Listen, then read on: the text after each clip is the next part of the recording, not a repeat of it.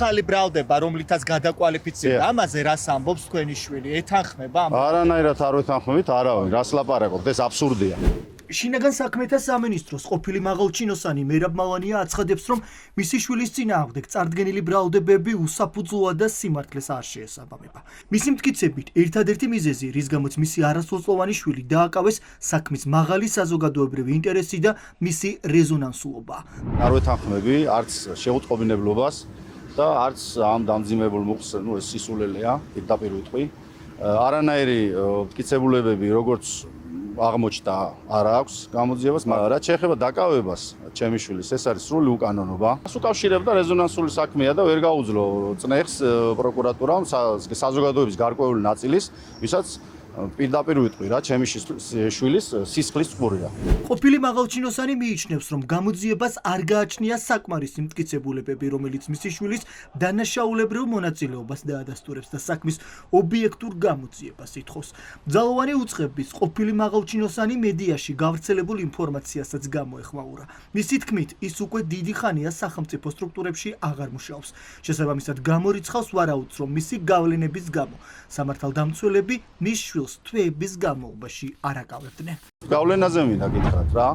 რა გავლენაზეა საუბარი, ჩემი შვილი ისე დაიჭირეს კაციშვილმა, არც დამირეკა მე, რომ ჩემი შვილის დაკავებას აპირებდა. ისე ჩაისვა პოლიციელმა და მანქანაში, რომ არც უთქვია, რომ პოლიციელი იყო და სათევზაოდ მიდიოდა ბავშვი და გაქცევას აპირებდა, ანკესი ედო პატარა ზურგჩანთაში. ბატონო მერაბ, არც ერთს მჟავდებულს არ იცნობდა თქვენი შვილი? არავის არ იცნობდა, თვალით არ უნახია არც ერთი.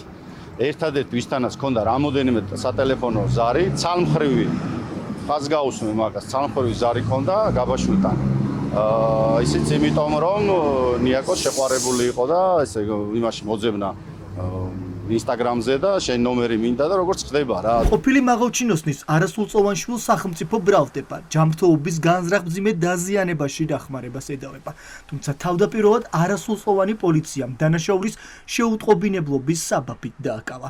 მოგვიანებით კი გამოძიების მიმდინარობისას ბრალდება გადაუკვალიფიცირდა. ბრალდების მხარეს მიაჩნია, რომ გიორგი მალანიამ იცოდა ამასთან დაკავშირებით, იმიტომ რომ მანამდე ისინი ერთმანეთისთვის უცხო ადამიანები იყვნენ, საერთოდ არ იცნობდნენ ერთმანეთს და გიორგი მალანია მიცოდა, რომ ნია იმნაძეს ჰქონდა პრობლემა მათემატიკის მასწავლებელთან, კერძოდ ნია იმნაძისგან გადმოცემით მან ბევრი ინფორმაცია იცოდა. შესაბამისად, მას შემდეგ რაც გაიგო, რომ უკვე ნია იმნაძის შეყვარებული ალექსანდრე გაბაშვილი ცდილობდა გიგა ავალიანის მისამართლის გაგებას და კონკრეტული ინფორმაციის ადასტურებას, მას ბუნებრივია უნდა ცოდნოდა თუ რის გამო გაუჩნდა ალექსანდრე გაბაშვილს გიგა ავალიანის ინტერესი. სხვა შემთხვევაში მათ არანაირი გადაკვეთა ერთმანეთთან გარდა ნია იმნაძის ფაქტორისა არ ქონიათ. გიორგი მალანია წარდგენილ ბრალდებას არ აღიარებს. დაცვის მხარე მიიჩნევს, რომ ბრალდების მიერ წარდგენილი მტკიცებულებები მის ბრალეულობას ვერ დაადასტურებს. ადვოკატის განცხადებით, არასრულწლოვანი გამოძიებასთან მთელი პროცესის განმავლობაში თანამშრომლობდა, ხოლო საქმეში არსებული მტკიცებულებები მის წინააღმდეგ წარდგენილი ბრალდების დასასაბუთებლად საკმარისი არ არის. გვაჩნია, რომ არც ერთი ფორმალური საფუძველი, არც ფაქტობრივი, მაგრამ არც ფორმალური საფუძველი სახეზე არ არის ახალი დანაშაულის ჩადენის საფრთხე, პირველ რიგში მის წარსულზე მითითებით, არ არის მიმალვის საფრთხე და თვეების განმავლობაში ძალიან კარგად იცის გამოძიებამ, რომ გმ არსად მიმალვდა და არც არის ასევე მტკიცებულებათა განადგურების საფრთხე და აქაც თვეების განმავლობაში არსებული ფაქტობრივი გარემოებები მიუთითებს იმას, რომ გმ-ს არ უცდია არც ერთი მტკიცებულების განადგურება ან მოწმეებზე ზემოქმედება. შესაბამისად, ამ საფუძვლებზე დაყრდნობით გვექნება შუამდგომობა, რომ აღკვეთის ღონისძიების სახით გამოყენებული პატიმრობა გაუქმდეს. ხაზგასმით აღნიშნავ, რომ ბრალდების ხარის მიერ მოპოვებული მტკიცებულებებით, ალბათობის მაღალი ხარისხის სტანდარტით, სახეზე არ არის ერთობლიობა, რომელიც დაადასტურებს გმ-ის მხრიდან დანაშაულის ჩადენას. 17 წლის გიორგი მალანიას საქმის განხილვა არსებით ეტაპზე გადავიდა. 17 აგვისტოს მხარეები სასამართლოს იმ მტკიცებულებებს წარუდგენენ, რომელთა დასაშვებობის საკითხსაც მოსამართლე განეხილავს.